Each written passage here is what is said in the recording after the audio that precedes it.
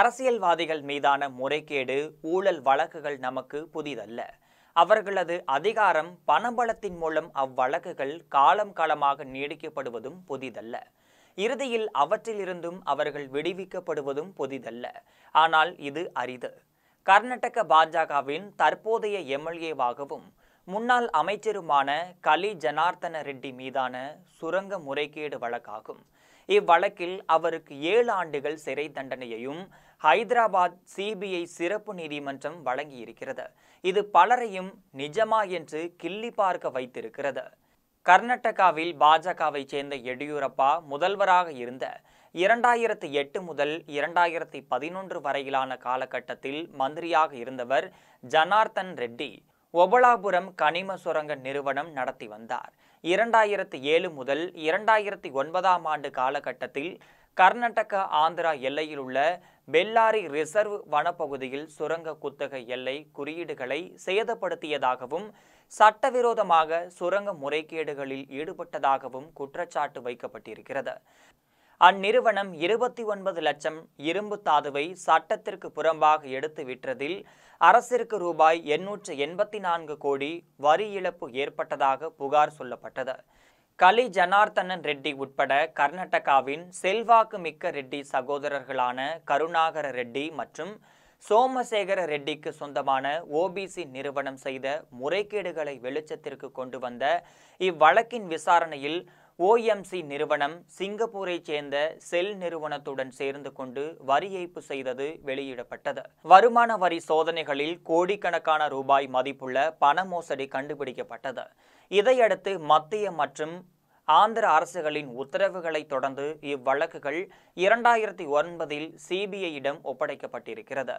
ஜனார்த்தன ரெட்டி உட்பட OMC நிர்வாக இயக்குனர் PV சீனிவாச ரெட்டி, சுரங்கத்துறையின் முன்னாள் இயக்குனர் VT ராஜகோபாலன், ஓய்வு பெற்ற IAS அதிகாரி கிருபானந்தம், அப்போதைய தெலுங்கானா மாநில அமைச்சர் சபிதா இந்திரா ரெட்டி, 2022 பணி நீக்கம் செய்யப்பட்ட IAS அதிகாரி Y ஸ்ரீலட்சுமி, சுரங்கத்துறையின் உதவி இயக்குனர் R லிங்கரெட்டி ஆகியோர் மீது சிபிஐ வழக்கு பதிவு செய்திருந்தது.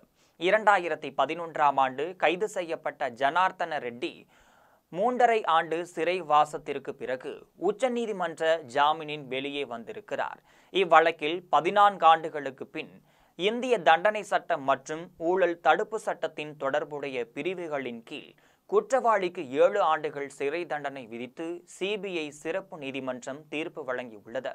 ஜனார்த்தன ரெட்டி, அவரின் மைத்துனர் OMC நிர்வாக இயக்குனருமான சீனிவாஸ் ரெட்டி, அப்போதைய சுரங்க மற்றும் புவியியல் உதவி இயக்குனரான ராஜகோபால் ரெட்டியின் தனி உதவியாளரான மெஹாபூஸ் அலிகான் ஆகியோருக்கு 7 ஆண்டுகள் சிறை தண்டனையும் ஒவ்வொருவருக்கும் ரூபாய் 10,000 அபராதமும் விதிக்கப்பட்டுள்ளது.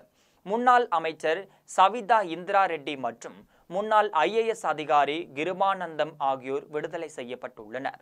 2008 ஆண்டு கர்நாடக சட்டமன்ற தேர்தலில் பாஜக வெற்றி பெற்ற பின்னர் சுரங்க அதிபர் ஜனார்த்தன ரெட்டியின் சுரங்க கொள்கை உச்சம் தொட்டது. ரெட்டி சகோதரர்கள் ஆதிக்கம் சுரங்க தொழில் தாண்டியும் அரசு நிர்வாகம் முழுக்க ஒதுங்கியது.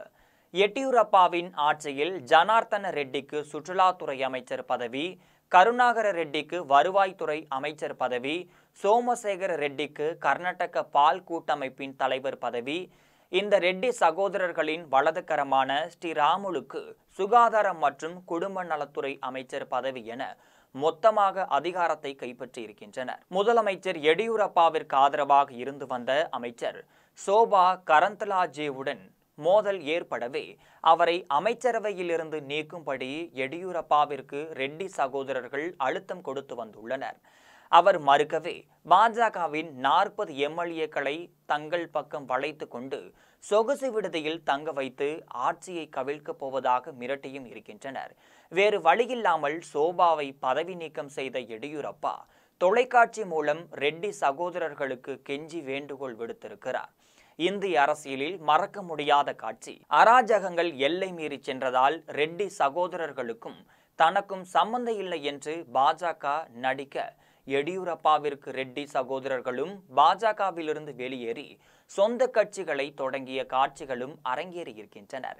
இத்தகைய சூழலில் 2013ஆம் ஆண்டு சட்டமன்ற தேர்தலில் காங்கிரஸ் வெற்றி பெற்றது.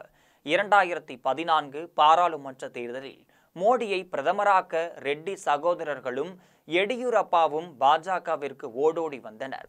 2018 கர்நாடக சட்டமன்ற தேர்தலில் கட்சிக்கு ஜனார்த்தன ரெட்டிக்கும் எந்த தொடர்பும் இல்லை என்றார் அமித்ஷா. ஆனால் பாஜக வேட்பாளர்கள் பட்டியலில் ஜனார்த்தன ரெட்டியின் சகோதரர்களான கருணாகர ரெட்டி, சோமசேகர ரெட்டி மற்றும் இடது வலது காங்கிரஸ்களின் பெயர்கள் நிரம்பியிருந்தனர்.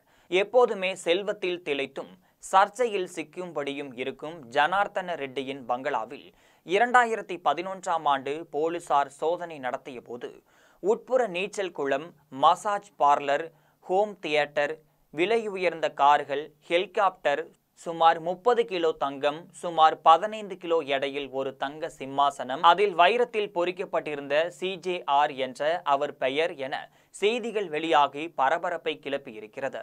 ஜனார்த்தன ரெட்டி 2016ஆம் ஆண்டு தன் மகள் திருமணத்திற்கு மக்கள் பிரதிநிதித்துவ சட்டப்படி மக்கள் பிரதிநிதியாக உள்ள ஒருவர் குறைந்தபட்சம் 2 ஆண்டுகள் சிறை தண்டனை விதிக்கப்பட்டால் உடனடியாக தகுதி நீக்கம் செய்யப்படுவார் என்கின்ற அடிப்படையில் ஜனார்த்தன ரெட்டி உடனடியாக MLA பதவியை இழந்திருக்கிறார். சிறையிலிருந்து விடுதலையான பிறகு 6 ஆண்டுகளுக்கு தேர்தலில் போட்டியிடவும் தடை விதிக்கப்படும். ஆனால் இந்த தீர்ப்பை எதிர்த்து ஜனார்த்தன ரெட்டி உயர்நீதிமன்றத்தில் மேல்முறையீடு செய்யவிருப்பதாக கூறப்படுகிறது. ஒருவேளை அங்கு தண்டனை நிறுத்தி வைக்கப்பட்டால் அவருடைய தகுதி நீக்கம் ரத்தாகிவிடும். எப்போதுமே பரபரப்பாக இருக்கும் கர்நாடக அரசியல் தொடர்ந்து ஆதிக்கம் செலுத்தி வரும் ஜனார்த்தன ரெட்டிக்கு சிறை தண்டனை வழங்கப்பட்டிருப்பது மாநிலத்தின் அத்தனை அரசியல் கட்சிகளிலும் பரபரப்பை கூட்டியிருக்கிறது. எது எப்படியோ நாங்கள் சுத்தம் சுய பிரகாசம் கட்சி என்று எப்போதுமே பிரஸ்தாபித்து கொள்ளும் பிஜேபியும் மற்ற கட்சிகளைப் போல ஊழல் குளத்தில் மூழ்கி முத்தெடுக்கும் கட்சிதான் என்றும் முன்வைக்கப்படும் குற்றச்சாட்டு ஜனார்த்தன ரெட்டி மூலமாக ஆதாரபூர்வமாக சட்டப்பூர்வமாகவும் நிரூபணமாகி இருக்கிறது.